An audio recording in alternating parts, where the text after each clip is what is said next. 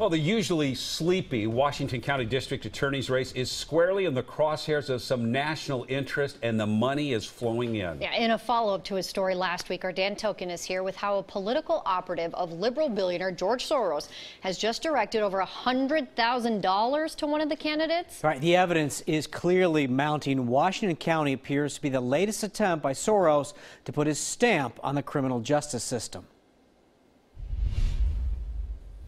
I'm currently serving as your Chief Deputy District Attorney.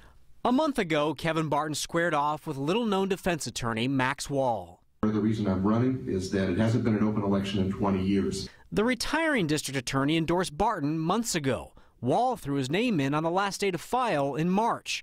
And rumors swirled Wall is being supported by liberal billionaire George Soros.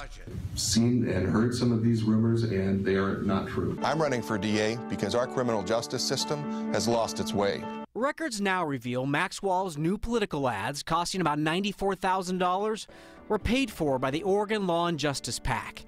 That political action committee is run by Whitney Timus, who is a political operative for George Soros. Headlines show they have a history of trying to influence district attorney races in different parts of the country, in an ideological split of whether locking people up is the reason for the drop in crime, or whether bulging prisons are bankrupting states. In Denver, records show Soros spent more than $1.3 million on ads in a losing effort to defeat the incumbent DA.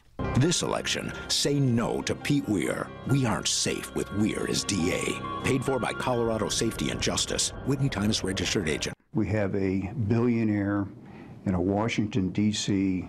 power attorney that has injected itself into a local race here in Jefferson County.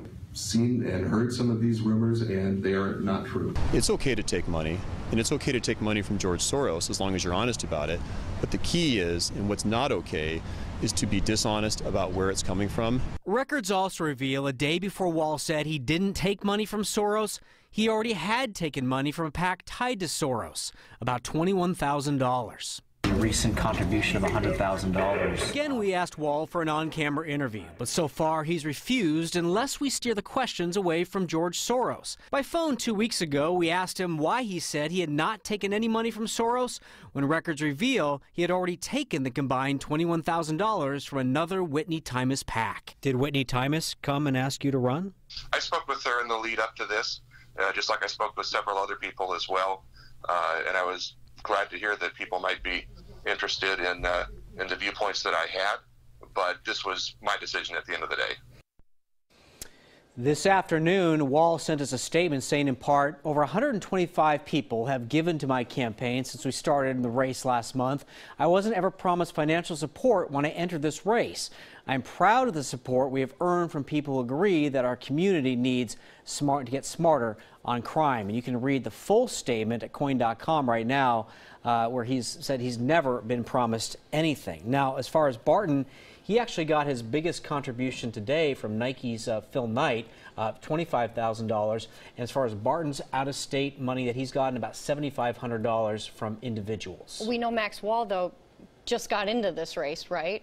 But do we Yes. know that, and he already has more money than the other guy. Right. Do we know all that money, though, is officially coming from Soros? We've tried calling Whitney Timus and George Soros, emailing them. They haven't returned any of our phone calls, but all the evidence points to Soros. Now get this, the Washington, D.C. PAC that's giving Wall all this money, they don't have to report where they got the money until July, and that's well after the election.